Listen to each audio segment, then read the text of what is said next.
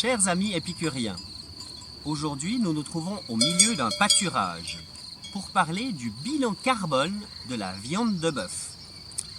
Vous avez certainement lu ou entendu des grands experts faire de grandes théories sur le sujet. Mais permettez-moi de vous donner mon point de vue du terrain tel que nous le vivons sur notre exploitation. Alors, on dit que les bovins produisent du méthane. Et c'est vrai.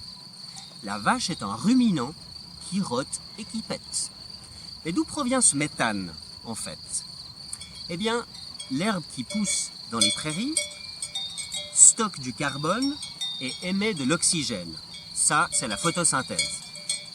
Puis passe une vache qui va la brouter et en la digérant, elle va libérer du méthane. Au final, le carbone qui est excrété provient du carbone qui a été stocké au préalable. Le bilan est donc neutre pour le climat et il faut arrêter de parler uniquement d'émissions de méthane, mais bien de prendre le système dans sa globalité. D'autant plus que le pâturage sur lequel nous nous trouvons, s'il n'y avait pas de vaches pour venir le brouter, que se passerait-il?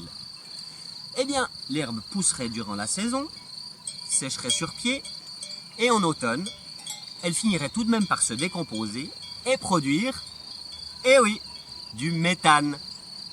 Avouez que c'est tout de même mieux si on peut au passage bénéficier d'une viande de qualité, savoureuse, riche en protéines, en oméga 3, en fer et en toutes les bonnes choses contenues dans l'herbe.